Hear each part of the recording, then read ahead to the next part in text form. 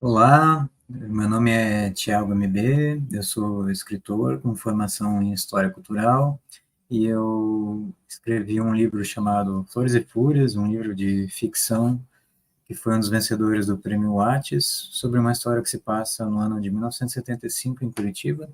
Quem tiver interesse, o livro está disponível na Amazon e no Clube de Autores. Eu vou falar sobre o livro O Tempo Desconjuntado, de Philip K. Dick, fazer uma pequena resenha, um resumo também, alguns comentários.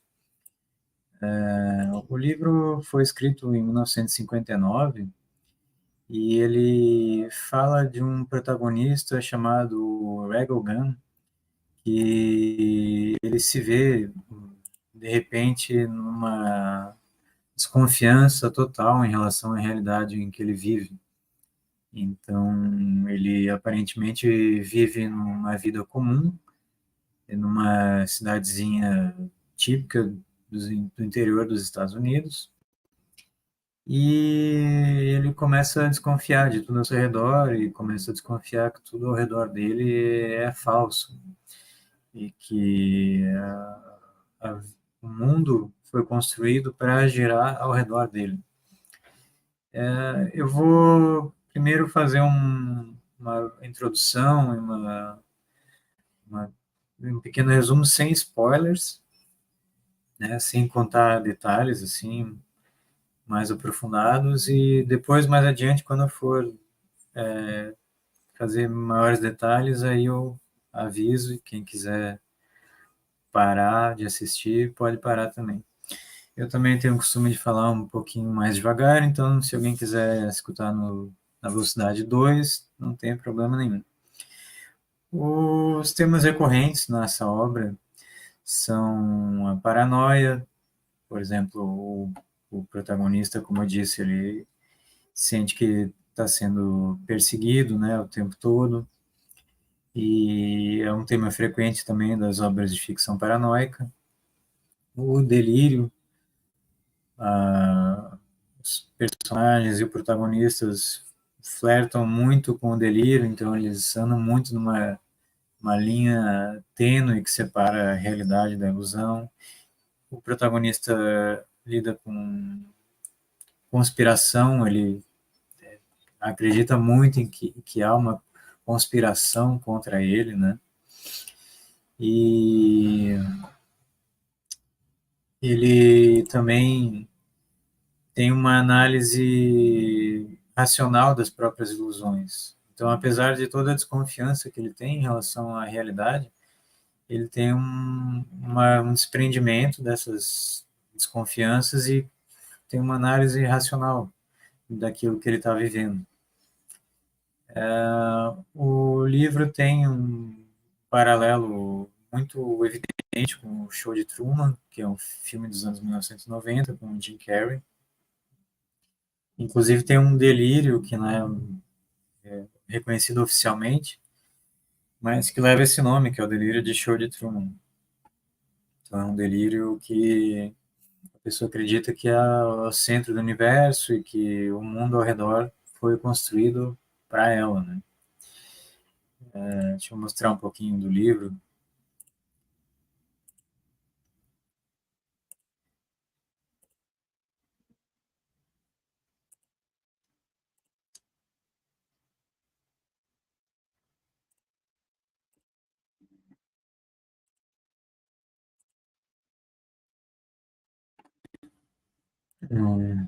Então, o livro tá disponível aí, né, na internet. Essa é a capa do livro. E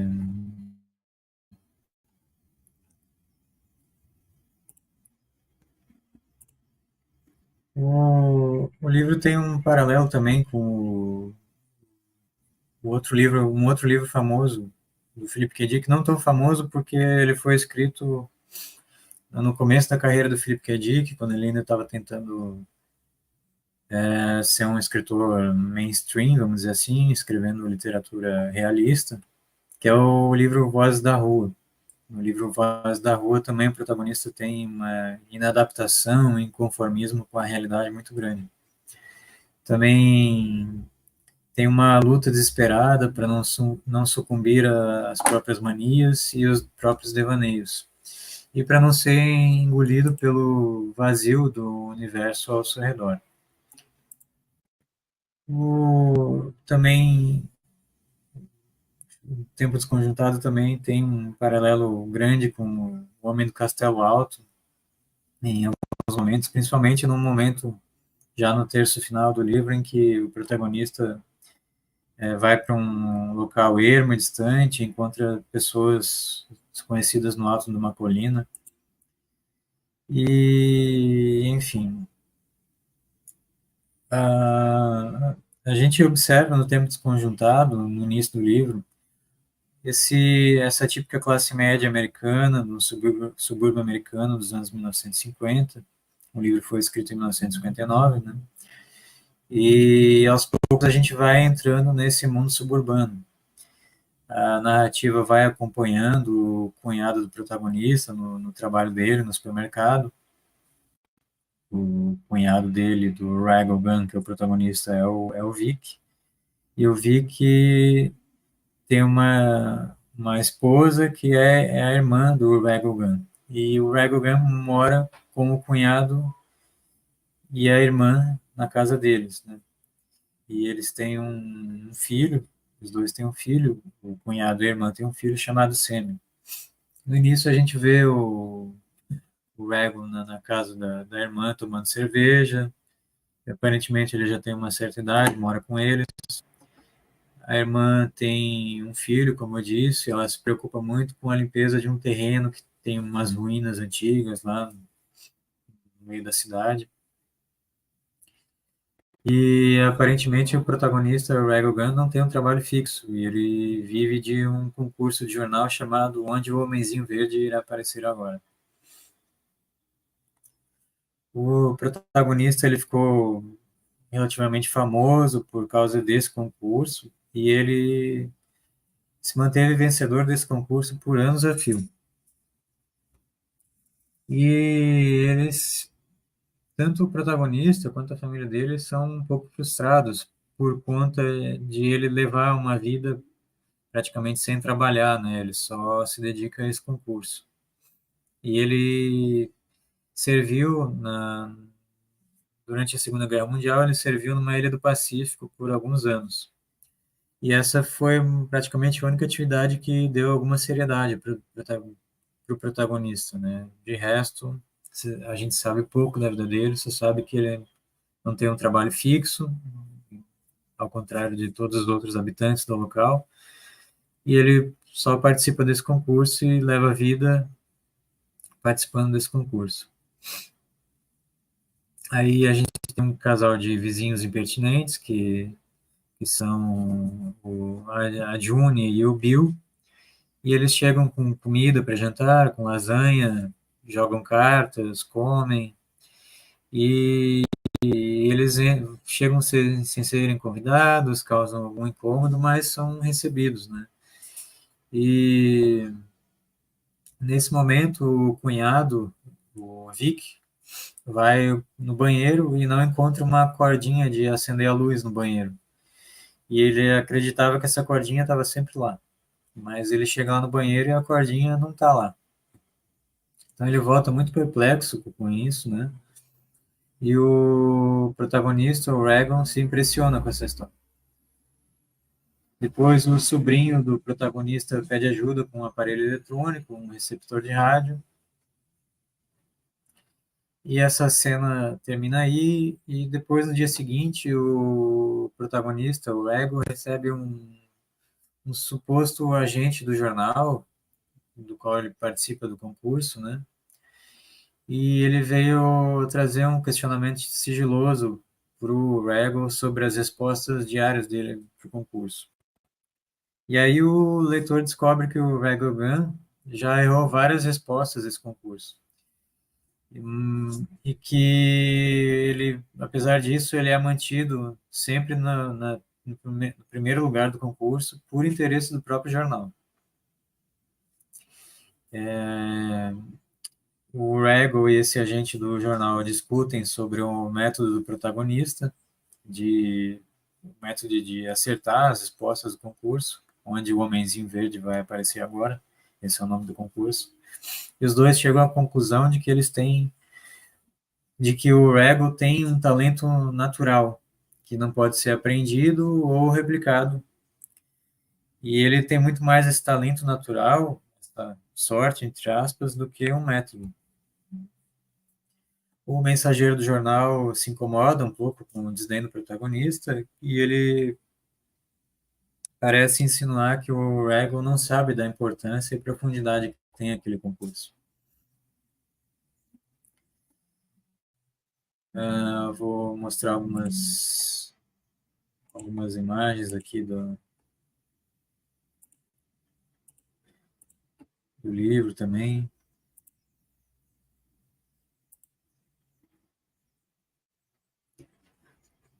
Aqui tem várias imagens de várias edições do livro que foram lançadas internacionalmente, né? Várias capas muito bonitas do livro.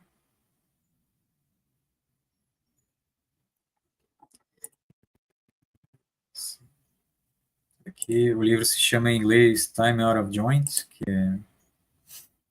é tempo desconjuntado mesmo, tempo fora de articulação, tempo desarticulado.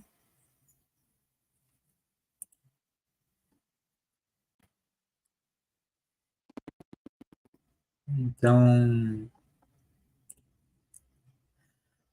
o Rego, ele procura pela vizinha, a June, que é a esposa do Bill Black. A June e o Bill Black que tinham visitado eles para levar lasanha, comer. Então, ele faz uma visita surpresa para essa vizinha June. A June está sozinha em casa e ela parece ter um desejo. Ele, na verdade, parece ter um desejo sexual meio que explícito por ela, assim. E a gente descobre que a June é muito nova, praticamente recém-saída do colegial, e ela provavelmente tem uns 20 anos, enquanto o Rego já é um homem maduro, na casa dos 45 anos, por aí. Mas ela também, a June, parece gostar dele. E aí o Rego convida ela para ir no parque da cidade, para tomar banho de piscina, e ela aceita. E chegando lá na piscina, os dois vão até lá no parque, e o Ego beija ela à força, mas ela também parece gostar disso. E em seguida ele sai para comprar um refrigerante numa barraquinha, mas ele começa a pensar na própria vida dele, no quanto ele é fracassado. E, e aí acontece que ele acaba pedindo uma cerveja na barraquinha e ele não recebe resposta nenhuma. E naquele momento ele vê o mundo e a barraca se tornarem transparentes e vazios, e principalmente a barraca ficar transparente e vazia, como se um objeto do mundo exterior tivesse desaparecendo, né, da frente dele. Aparentemente essa não é a primeira vez que isso acontece com o Rego, ele lembra disso já ter acontecido outras vezes. E aí a barraca desaparece completamente, a barraquinha de refrigerantes, e sobra apenas um pedaço de papel no chão, onde está escrito barraca de refrigerantes, um pedacinho de papel.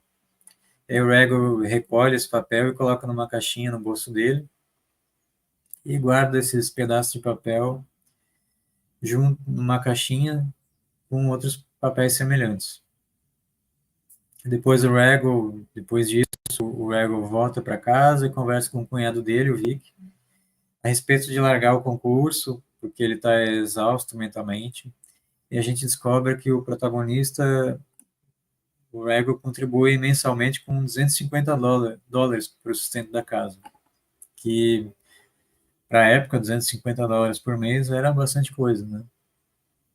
Então ele fica muito atordoado, né, com essa situação e começa a pensar em dar uma sumida por uns 6 meses e arranjar um trabalho. talvez numa fábrica, ou se internar num hospital, talvez até para veteranos do Exército e das Forças Armadas, um hospital, ou até cursar filosofia. Os dois conversam sobre a impossibilidade de verificar a realidade e confirmar a existência concreta de objetos. Então, é aquela questão do sujeito, né? Então, se você tem um sujeito observando a realidade, você nunca vai conseguir conhecer a realidade na sua essência, né? Porque vai sempre ter o filtro do sujeito. E aí o Vic, que é o cunhado do Rego, pensa que nesse momento que ter uma família, algo concreto, um porto seguro, é algo que ninguém vai poder tirar dele, né? Ao contrário do Rego, que não tem isso. E o Philip K. Dick aí ele parece que quer demonstrar que na verdade nada é concreto, né? Então ele está sendo um pouco irônico. Então nada é concreto e nada é seguro no decorrer desse moinho do tempo. Nada é seguro. Tudo vai se movendo, tudo é fluido como uma areia do tempo, né? Tudo está e nada é.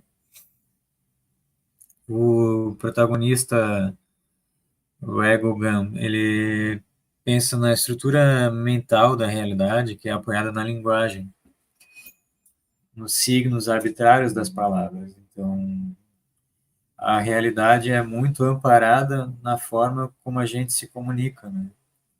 Então, a gente percebe a realidade moldada e filtrada pela nossa linguagem. E é nessas palavras que a gente vive, na linguagem, nas construções mentais que a gente vive. Na verdade, a gente não vive na realidade, mas nas construções mentais da realidade.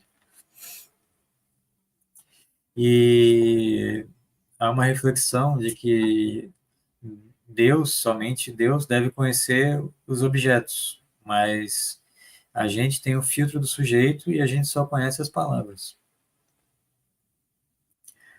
E o Rego reclama com o Vic, reclama da June, que é a vizinha, e reclama das suas próprias alucinações. O Rego aí fala que o tempo está desconjuntado, tá? O tempo está desencaixado, então ele sente que não está legal, que tem alguma coisa fora dos eixos, né? E depois o Rego vai até aquele terreno das ruínas, que, que a irmã dele fazia campanha para a prefeitura limpar o terreno em ruínas, e ele vai até lá, o terreno em ruínas, e resgata um monte de revistas velhas, uma lista telefônica antiga. Ele liga para os números, mas nenhum funciona. O Rego, a irmã e o cunhado conversam sobre o teor supostamente falso de uma revista encontrada nas ruínas. Nessa revista tem uma atriz famosa, da qual eles nunca ouviram falar, que se chama Marilyn Monroe. Então eles começam a pensar que aí tem uma prova de contradição com a realidade, né? Eles encontraram um objeto que prova que ou a realidade é falsa ou a revista é falsa, porque ali tem alguma coisa que eles nunca viram antes, né? A revista diz que essa Marilyn Monroe é muito famosa, mas eles nunca ouviram falar dela. Então, o Rego tenta usar o talento dele para buscar padrões e entender o que está acontecendo. É, a partir daqui, eu acho que já quem já queria ter uma noção mais ou menos da história já teve, né? Já dá para ver mais ou menos, ter entendido mais ou menos para onde é que a história está caminhando. Então, a partir daqui, eu já vou começar a me aprofundar mais e dar um pouco mais de spoilers da história, né? Então, quem quiser parar por aqui para ler o livro depois, pode parar por aqui. Então, agora com mais spoilers, ou spoilers mais sérios, né? O Rego, na verdade, o vizinho Bill Black, no escritório dele na prefeitura, entre aspas, na prefeitura, né? Ele recebe um aviso de que andaram fazendo ligações telefônicas na tal casa, que é a casa onde mora o Regan. E aí ele sai às pressas e procura o Lowry, que é o agente do jornal Gazette, que é o mesmo jornal do concurso do Ragogan. O Lowry manda o Black visitar os vizinhos à noite com uma desculpa qualquer. E ele procura antes a June, que inventa uma história para se livrar das cobranças do Bill Black. E a June parece ter um interesse real pelo Ragogan, mas o Bill aparentemente não se importa com isso. E ele prefere ouvir dela um relatório da situação. Né? Eles recebem a visita de uma mulher da Casa Civil e essa mulher, eles recebem a visita de uma mulher da Defesa Civil, na verdade, e essa mulher ela quer um voluntário para um curso da Defesa Civil da vizinhança. E aí a June indica o Egon na casa vizinha. E essa mulher, que ela se chama Senhora Keitelbein, ela vai até a casa do Regon e o Ego fica sabendo que a June indicou ele, e aí, embora ele não quisesse muito aceitar fazer parte desse grupo de defesa civil, ele aceita. O, o Bill Black chega na casa do Ego e do Vic, e os dois falam para ele da revista da Marilyn Monroe e falam da lista telefônica. O Bill Black ridiculariza e sai com raiva carregando a lista embora. E ele leva para casa dele e ele telefona para o Lowry e os dois discutem sobre o que teria ocorrido se o Rego tivesse pesquisado o seu próprio nome na lista. O Rego e o seu cunhado parecem cada vez mais confusos e desconfiados com a realidade. Tanto o Rego quanto o cunhado dele, o Vic, começam a ter certas alucinações. Por exemplo, o Vic uma hora entra num ônibus e começa a ver o ônibus desaparecendo, o ônibus ficando transparente, os passageiros ficando transparentes. O, o, e ele também jura que alguém mexeu no banheiro dele, né, por causa da cordinha que sumiu, que alguém trocou alguma coisa no banheiro. Depois o Rego vai até a casa da senhora da Defesa Civil, enquanto o Vic faz um teste psicológico relâmpago com os funcionários do mercado onde ele trabalha. E o Vic queria fazer um teste para ver se eles tinham alguma coordenação entre eles prévia, né? Mas passando em frente, o Ego e a família se reúnem no clube da árvore. O Sammy, o sobrinho do Ego, tem uma casinha na árvore e eles se reúnem nessa casinha na árvore para ouvir rádio.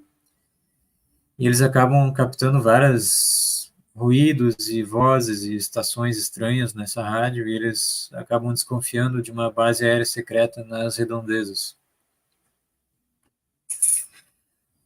O Bill e a June, os vizinhos, entram de repente na casa do Vic, da Margot, que é a irmã do Rego, e do Rego, entram na casa deles sem permissão e eles são repreendidos por isso. Né? Enquanto isso, o Rego ouve o nome dele no rádio e ouve alguém, vozes falando o nome dele, Rego Gun, no rádio, e ele decide ir embora da cidade. Ele pega um táxi para a rodoviária e o taxista se confunde e deixa ele no jornal Gazette. Depois, voltando para o carro, ele finalmente deixa o Rego na rodoviária, que fica bem afastada da cidade. E aí a rodoviária está cheia e o Rego não consegue comprar passagem para ir embora da cidade. A fila não anda nunca. E aí ele encontra na fila dois rapazes militares num carro, numa estrada, que dois rapazes estavam na fila na rodoviária e eles dizem que tem um carro na estrada com pneu furado. Aí o Rego se oferece para consertar e dirigir. O Rego e um desses rapazes vai num posto de gasolina, pega outro carro emprestado para buscar esse carro que está com pneu furado, que está longe. E aí ele é perseguido pela suposta polícia rodoviária, né? Mas que na verdade essa polícia parece ser algum tipo de órgão secreto. E aí o Rego foge e se esconde, né, pela estrada. E depois de ele passa por um bar, ele entra num bar, sai de um bar de beira da estrada.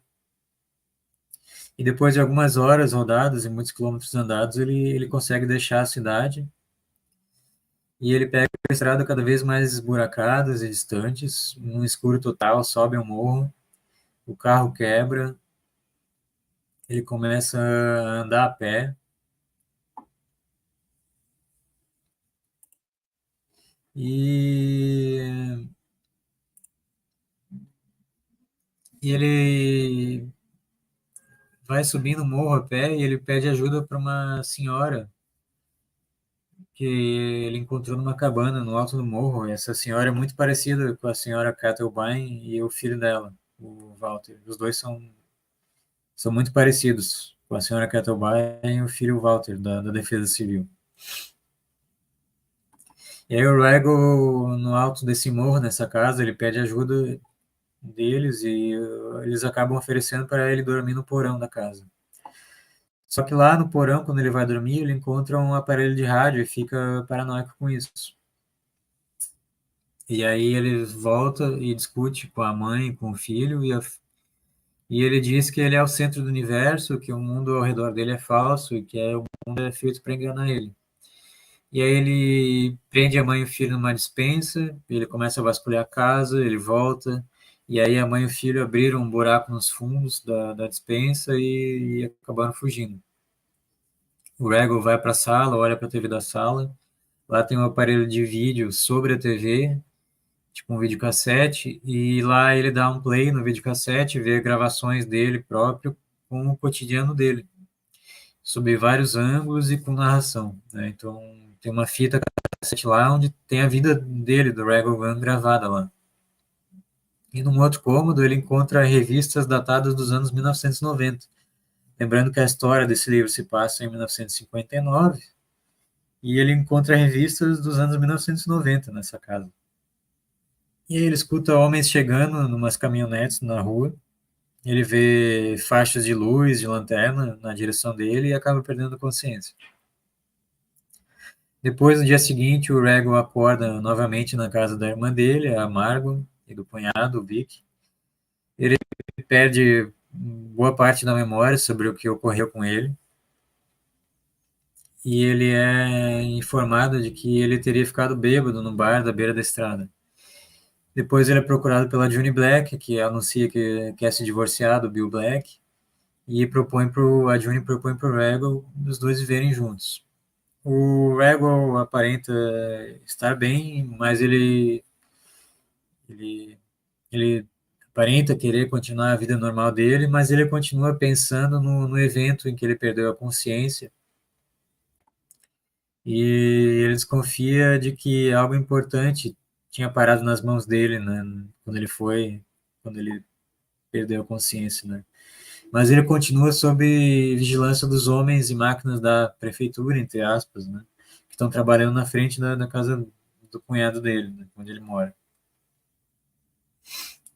E aí, depois de um tempo, ele vai até o mercado do Vic, onde é o cunhado dele, onde ele trabalha.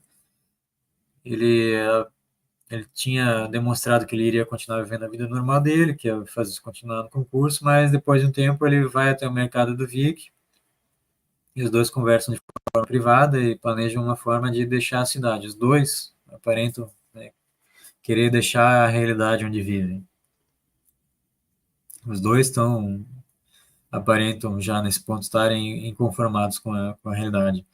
E aí a irmã do Regal chega no Fusca dela para buscar o Vic do final do expediente, mas o Vic e o Regal falam para ela que eles estão de partida num caminhão de entrega de frutas e verduras, que eles meio que trancaram o motorista do caminhão de frutas e verduras na caçamba e roubaram o caminhão. E aí os dois conseguem deixar a cidade, abandonar a cidade pelo caminhão, sem ser importunados pela fiscalização e acabam deixando esse motorista na beira da estrada, mesmo o motorista avisando para eles que, uh, que eles iam passar por dificuldades.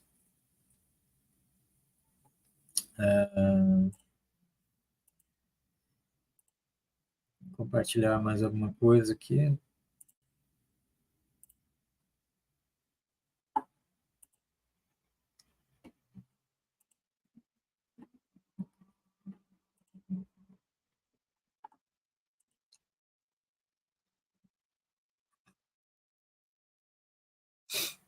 Que é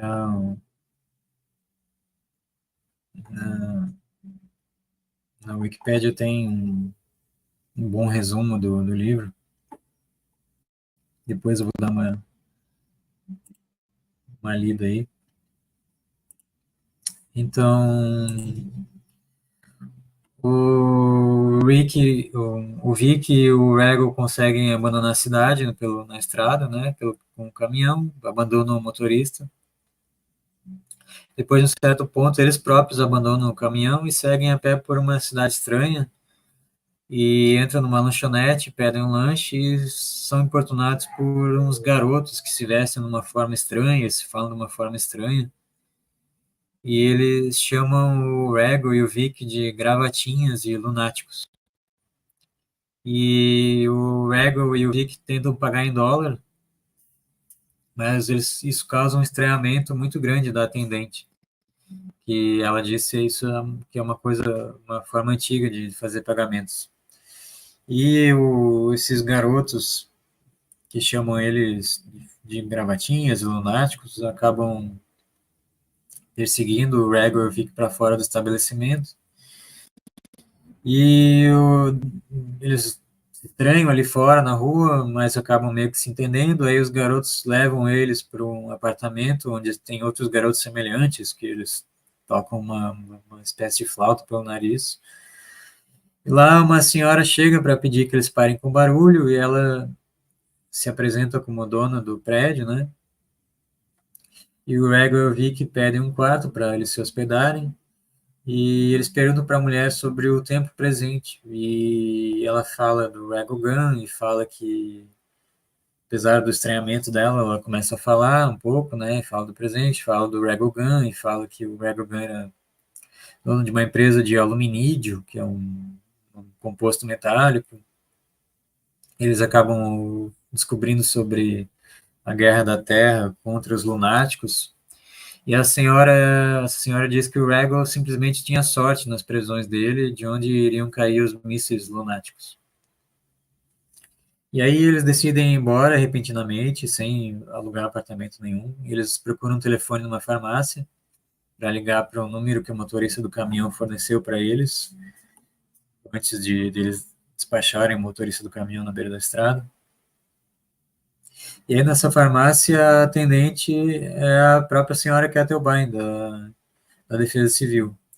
E que também era muito semelhante à Casa do Morro, lá onde o Ego desmaiou, que era a senhora Castle. E essa senhora Kettleby, ela disse que o número que ele está ligando é da defesa antimísseis. E ela questiona o Rego se ele lembra da maquete que tinha na casa dela e que o Rego Gun achou muito familiar. E essa maquete seria de alguma instalação militar que o Ego já participou alguma vez, já tinha entrado alguma vez e tinha uma familiaridade. E a senhora Kettlebine, ela diz que o Ego é um lunático importante, que teria trocado de lado e que ele iria procurar os militares, mas acabou não procurando. Então os militares da Terra construíram uma cidade, inventaram um concurso para não perder o talento dele na previsão de mísseis. Aqui, a partir daqui, a narrativa do livro ela começa a ficar um pouco confusa, assim. Então, uh, os personagens começam a dar muitas explicações. Essa parte final é muito explicativa, eles começam a dar muitas explicações, às vezes confusas, às vezes contraditórias, sobre o Ego e sobre qual que seria a origem verdadeira do Ego e qual que seria a verdadeira realidade do mundo, né? Então, a narrativa fica um pouco confusa a partir daqui. Então, o Rego fica sabendo que a vida dele é ensinada nas escolas do Mundo Feliz, que é um grupo que não aceita e não acredita nos benefícios das viagens espaciais. Depois, a senhora Catopain diz que Rego, como dono da Rego Inc., que é a empresa de aluminídio, se voluntariou para ajudar na guerra contra os lunáticos. Então, os lunáticos, não sei se eu já expliquei, mas os lunáticos, aí fica entendido, né, nessa parte da história, que são habitantes da Lua, né, que entraram em guerra civil contra os habitantes da Terra. E aí há um conflito de versões, né, sobre a pessoa do Reagan e a origem dele. A senhora Ketelbein diz que a cidade onde eles viviam foi reconstruída à imagem e semelhança de uma antiga cidade bombardeada e que as ruínas faziam parte da cidade antiga e as listas telefônicas e bilhetes foram plantados. O Rego e o Rick começam a ler a biografia dele na revista Time, que tem ali na farmácia no final da noite. E eles começam a relembrar os fatos que levaram à guerra entre a Terra e a Lua, como o partidarismo extremado. Teve uma disputa presidencial, o presidente e o vice-presidente tinham posições contrárias sobre investimentos na Lua, e aí o presidente adoece, e aí eles discutem muito, né, nesse período sobre os vantagens e desvantagens de mineração na Antártida, na Terra ou na Lua. E a partir daí o Rego e o Vic começam a acirrar os ânimos, começam a discutir, porque esse tema da guerra civil da Terra contra a Lua e da Lua contra a Terra sempre paixões políticas, né? O Vic se incomoda muito dos lunáticos, entre aspas, atirarem bombas contra a Terra e a partir desse ponto o Rego começa a se identificar mais com os lunáticos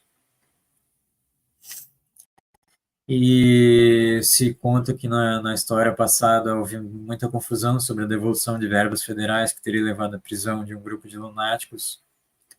Os lunáticos na Terra perdem batalhas para o grupo Mundo Feliz e o Rego descobre que os lunáticos têm as vantagens de se esconder no lado escuro da Lua e que eles vivem protegidos em instalações subterrâneas e plantam comida hidropônica.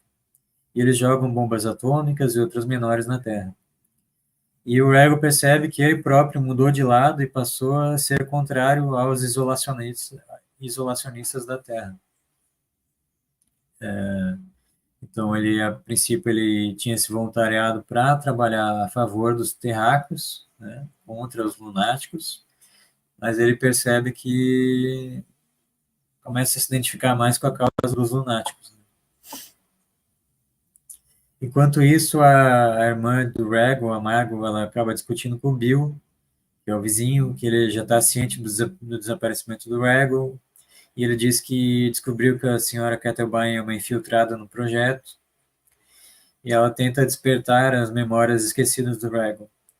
E o Bill afirma que foi o próprio Rego, que era seu chefe militar, que escolheu viver numa espécie de psicose no período de sua infância dos anos 1950, para tirar dele próprio o peso de salvar o mundo das suas costas. O Bill afirma que a Margo não é parente de ninguém, e, na verdade ela é esposa do Bill, ele mesmo. E eles têm duas filhas pequenas e o Sam é filho do Vic com outra mulher. O Rego, a partir daí, começa a parte final já do livro. O Rego tem reminiscências e lembranças da sua infância misturadas com o tempo presente. Ele lembra de ter tido uma uma infância nos anos 50, uma infância muito feliz nos anos 1950. Ele lembra de ter passado um tempo se tratando no planeta Vênus, depois de se identificar com os lunáticos, porque ele começou trabalhando como voluntário para os terráqueos, e aí ele começou a se identificar com os lunáticos, com a causa dos lunáticos, e ele fica mal com isso, ele vai passar um tempo em Vênus se tratando. Ele lembra da infância dele com os pais no shopping.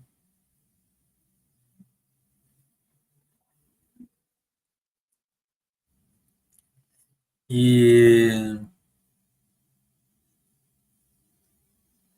eu vi que ele descobre que o Vic era alguém que trabalhava num comércio que o Regan frequentava anteriormente, anterior à vida artificial que ele levava na chamada Cidade Velha, onde eles estavam antes. E foi naquela época anterior que o Vic tinha um interruptor de cordinha em algum cômodo da casa. Então eles lembram um pouco da Guerra Civil de novo, e o Vic vai embora com raiva do Regan, porque ele vai se juntar aos lunáticos fora da Terra. E o Rego, ele reflete que foi ele próprio, né? Se reflete que foi ele próprio que pediu para viver num passado idílico da infância dele, então que se reconstruísse um passado idílico da infância dele, para ele conseguir continuar ajudando os terráqueos com a sorte e o talento dele de descobrir onde é que vão cair os mísseis lunáticos. Então ele prefere viver numa psicose, numa ilusão, para não ter que arcar com esse peso nas costas dele.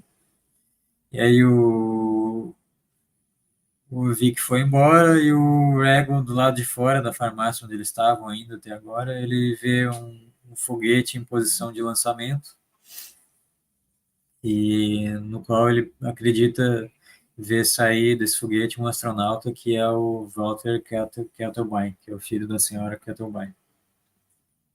E esse é o fim da história. E a gente chega com algumas reflexões, né? Por exemplo, a verdade, ela parece mais um amontoado de memórias e narrativas do que uma realidade em si, né? Uma realidade última. E a gente nota como o Philip K. Dick reproduz nas histórias dele uma vontade imensa de ser um viajante do tempo e do espaço. E, de certa forma, o Philip K. Dick se vê como um viajante do tempo e do espaço, né? Porque todas as histórias dele vão para todo tipo de reflexão, né? Tanto para frente quanto para trás, para cima, para baixo, para um lado e para o outro. As reflexões dele são muito tridimensionais, né? Tanto no tempo quanto no espaço. E tem uns paralelos também com o conto Lembramos para Você a Preço de Atacado, que é o conto que deu origem ao filme Vingador do Futuro, e nesse conto o protagonista também é contactado por poderes e autoridades secretas que têm acesso às memórias de infância dele mais profundas e ocultas, e tem controle sobre os atos e pensamentos dele à distância, né? Seja na cabeça dele diretamente ou em aparelhos eletrônicos. E esse termo lunáticos é muito ambíguo, né? Porque lunático também tem a expressão em inglês que se chama lunatic,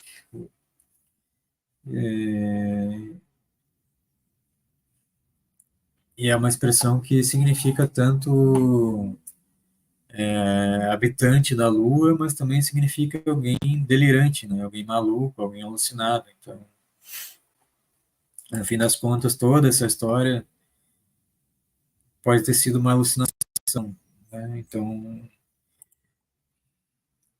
mesmo a história em si do mundo tendo sido construído para ele, o mundo falso ter sido construído por Rego, até isso pode ter sido uma alucinação, né? Na verdade, toda a narrativa e a história se confunde muito com o sonho e a alucinação. como é típico desse gênero de ficção paranoica, né? E então, no fim, a gente, apesar de descobrir que tinha um mundo construído para enganar o protagonista, mas no fundo a gente não sabe nem se o mundo que está fora ali da cidade construída para enganar ele, se esse mundo que está fora também não é uma alucinação.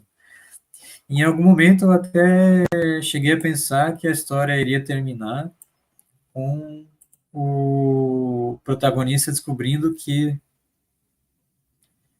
a cidade da qual ele fugiu e ele chega em outra cidade e ele acaba descobrindo que essa outra cidade que ele chega, esse outro mundo que ele chega, que ele achou que finalmente tinha chegado no mundo real, é, eu achei que ele ia descobrir que esse segundo mundo, essa segunda realidade também era falsa, né? Que ele ia sempre fugir e nunca ia chegar na realidade verdadeira.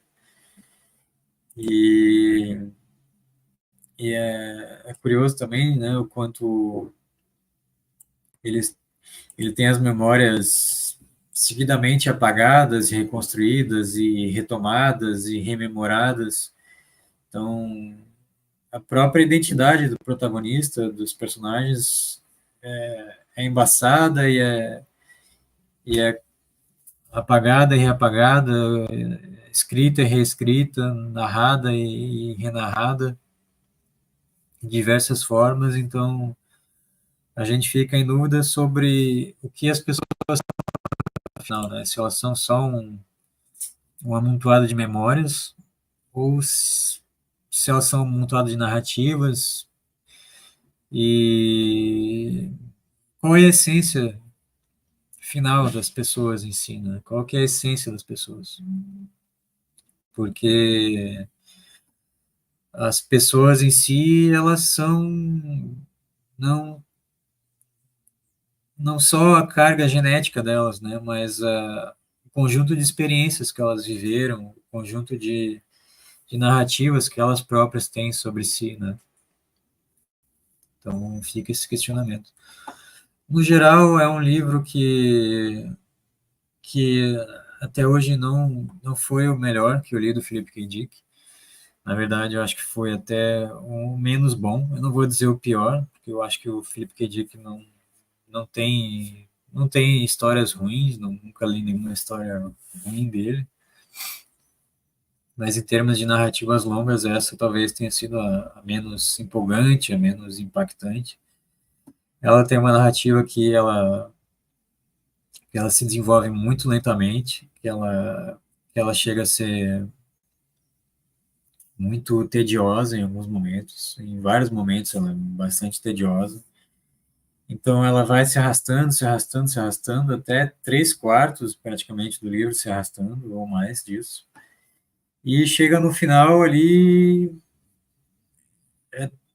se tenta explicar tudo o que está acontecendo na realidade com o protagonista, se tenta explicar, o livro deixa de mostrar o que está acontecendo com os personagens e começa a querer narrar o que está acontecendo com os personagens, então explicar.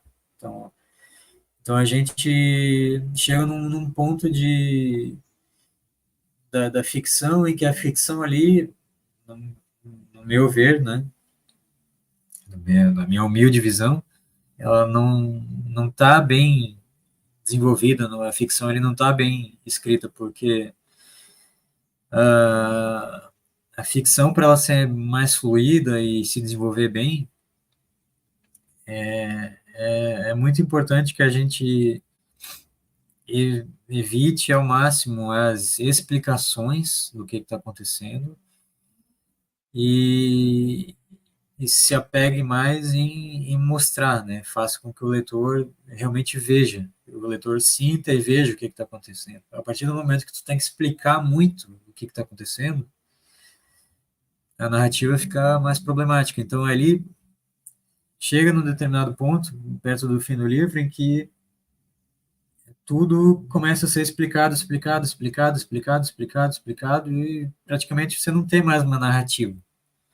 É uma narrativa de ficção, né, propriamente dito, você começa a ter uma explicação dos personagens sobre a ficção que eles estavam vivendo. Então,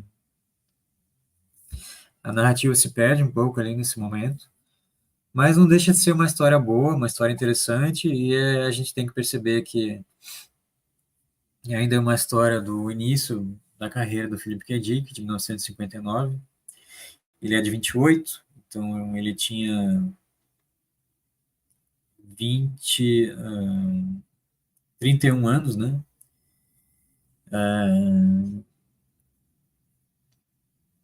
É 28, 38, 48, 58, 31 anos.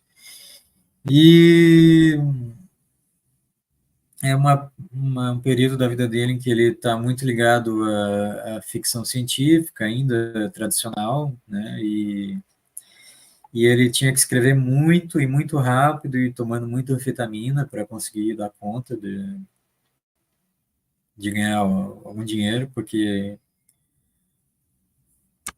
ao contrário de muitos escritores da época dele, ele queria escrever, lógico, né, por necessidade artística dele, mas ele também queria, precisava escrever para ganhar dinheiro. Então, e como ele ganhava muito pouco, com as histórias dele, ele tinha que escrever muito e muito seguidamente. Então, qualquer escritor sabe que de cada 10 histórias que você escrever, grande parte delas não vão ficar boas, né? Talvez 5 ou mais não vão ficar boas. Então, apesar disso, ainda assim é uma história boa, é um livro bom, é um livro que ainda assim te prende na história, você não tem vontade de deixar a leitura, mas em comparação com todo o resto que eu li do Philip K. Dick até hoje, é uma história que fica um pouco para trás.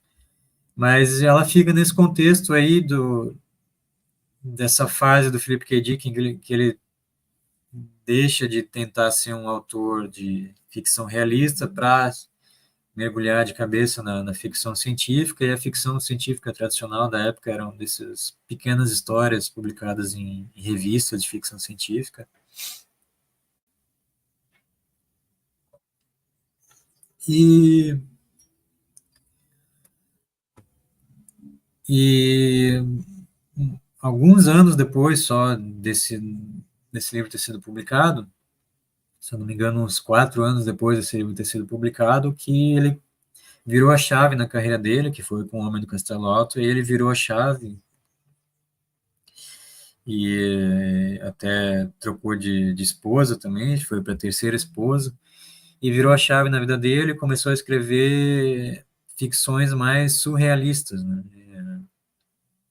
A partir do Homem do Castelo Alto, então, são desses livros para frente são ficções científicas ainda, mas com o pé no surrealismo, no sonho.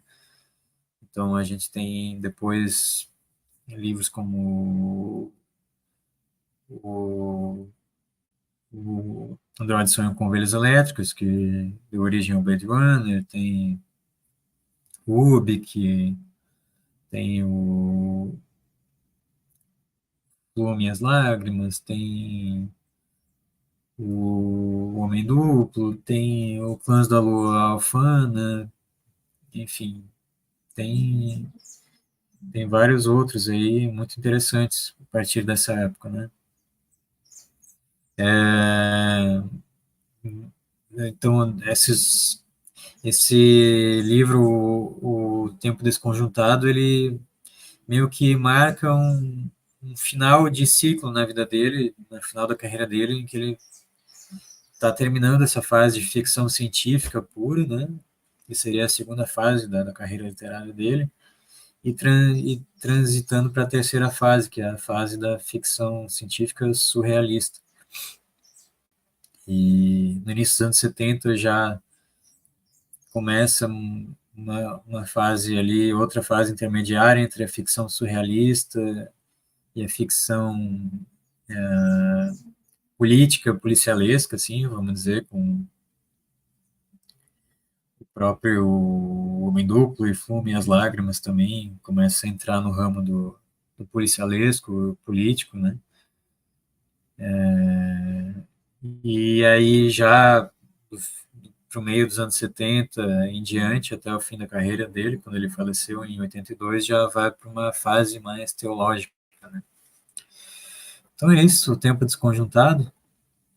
Vou dar uma olhadinha aqui que estão falando aqui na Wikipédia.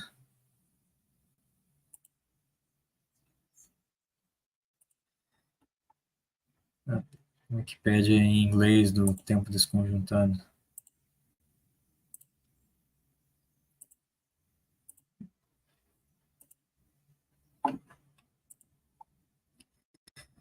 Que a Wikipédia em inglês, né? Tá, eu botei a tradução em português aqui para facilitar a leitura.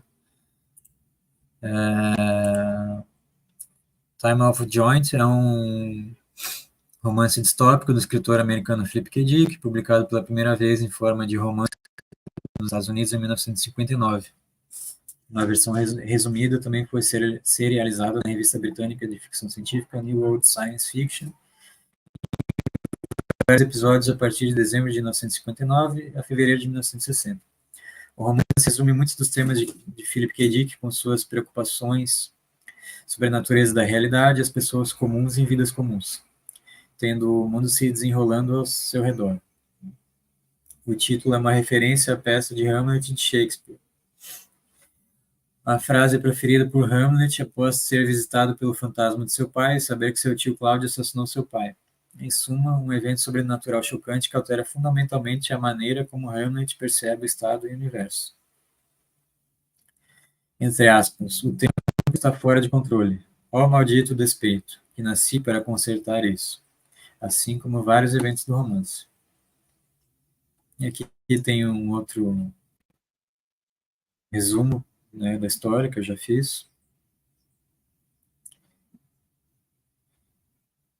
Aqui um crítico revisou a história e disse que há momentos clássicos, como quando a realidade queima um fusível e uma barraca de refrigerante se desintegra diante dos olhos de Gunn, deixando apenas um pedaço de papel com as palavras soft, suporte de bebidas. Aqui a tradução tá ruim, né?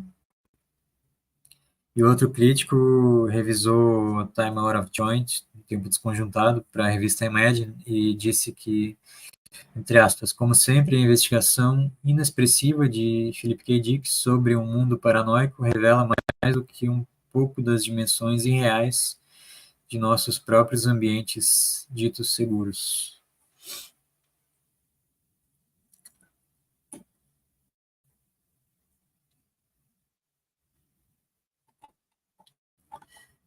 Se eu coloco aqui na versão original para ver se fica um pouquinho melhor a tradução.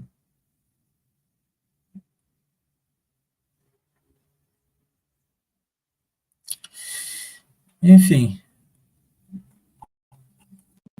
deixo aí as referências, né?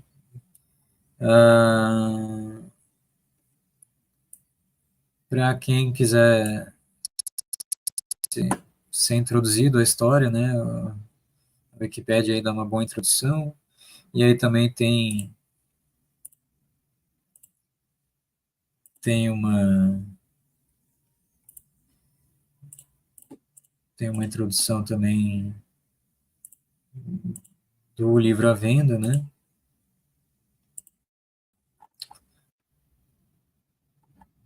Então tem uma descrição aí.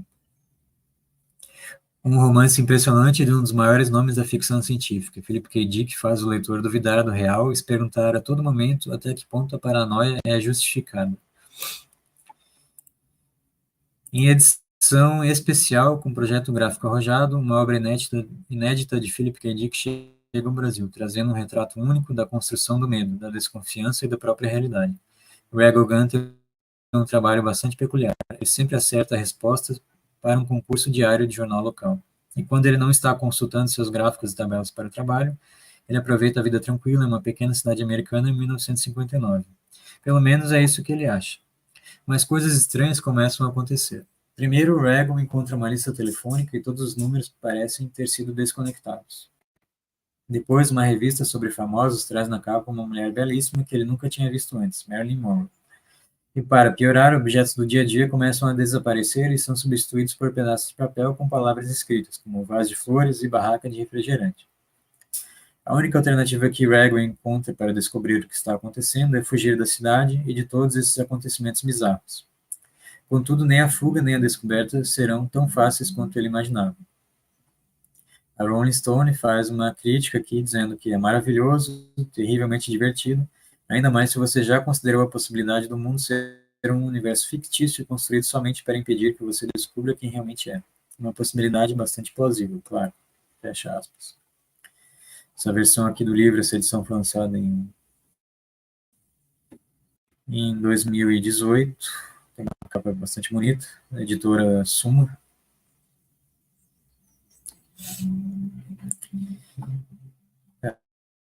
As críticas são positivas, 385 críticas, nota 4,6 de 5. Mais de 70% das pessoas dão 5 estrelas para o livro.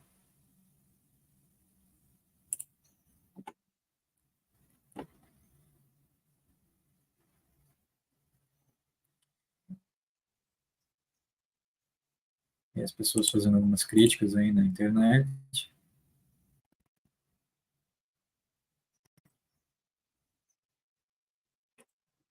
E postando as fotos delas, né? Tem a crítica desse Alan Martins.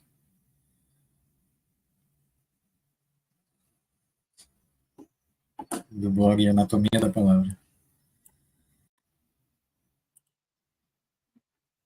E várias outras aqui, né?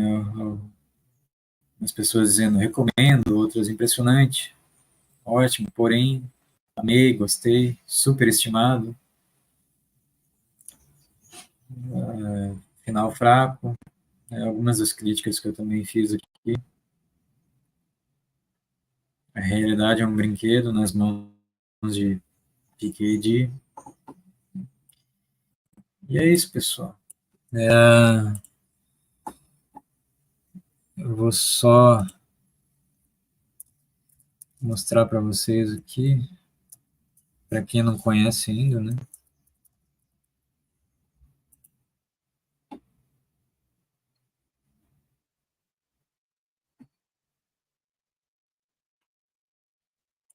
Que é o filme O Show de Truman.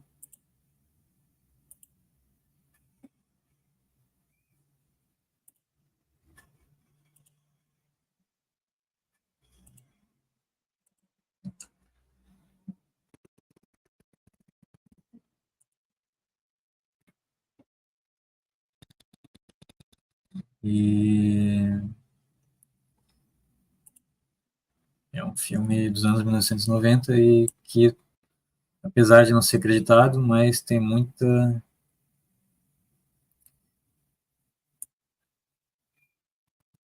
coisa a ver com o tempo desconjuntado.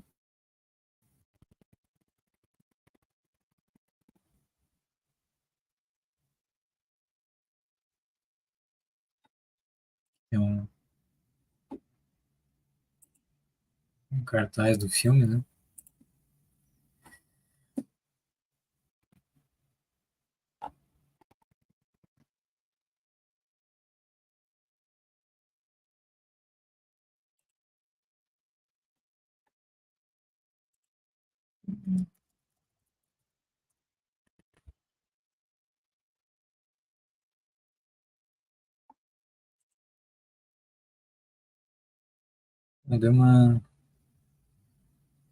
Deu uma travada aí.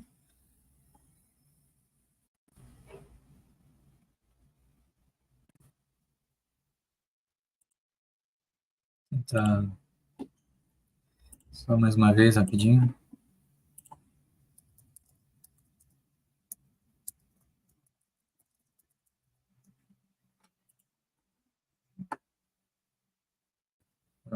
Agora acho que vai.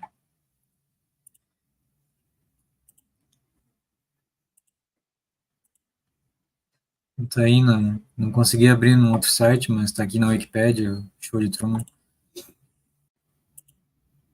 o Jim Carrey. E aqui fala, né, show de Truman no ar, sem saber.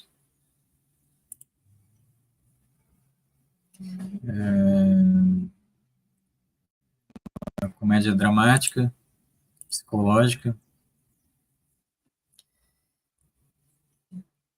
e em que o protagonista ele vive num reality show, né? Então aí a gente tem muitos paralelos com a história do Philip K. Dick. Aqui diz que o filme foi um sucesso e que temas de realidade simulada, existencialismo, vigilância, religião, metafísica, privacidade, realidade televisiva e como uma mistura de gêneros que apresenta elementos de ficção distópica, metaficção, drama psicológico, comédia romântica, sátira e ficção de ciências sociais. É um filme bem interessante, bem engraçado também. E vale a pena conferir. Então é isso, 1h05 já de podcast aí. Agradeço quem assistiu até aqui e peço desculpas pela má qualidade do apresentador. E mais uma vez, meu nome é Thiago MB, eu sou escritor, eu tenho formação em História e especialização em História Cultural, e eu escrevo ficção longa, contos, tenho um conto premiado chamado Sintonizando Nancy, que está na coletânea chamada O Cigarro Tinha Gosto de Beijo, disponível na Amazon, e a ficção longa, romance, chamado Flores e Fúrias, que também está disponível na Amazon e no Clube de Autores, a versão física. Flores e Fúrias também é uma história de ficção paranoica, que se passa no ano de 1975 em Curitiba, onde um protagonista que é apaixonado por quadrinhos e grafite, ele se vê envolvido numa série de assassinatos que estão ocorrendo na cidade e também se apaixona por uma vizinha misteriosa, extraordinária, enquanto ele também lida com um antagonista também misterioso que está publicando seu primeiro livro que se chama Flores e Fúrias. Então, o meu livro também tem bastante de metanarrativa, assim, né? Então é isso, quem tiver interesse está na Amazon e no Clube de Autores, como eu falei. Eu agradeço quem acompanhou até aqui e a gente se vê aí no próxima resenha barra resumo de livro e no próximo vídeo barra podcast. Obrigado, pessoal. Até a próxima. Fui.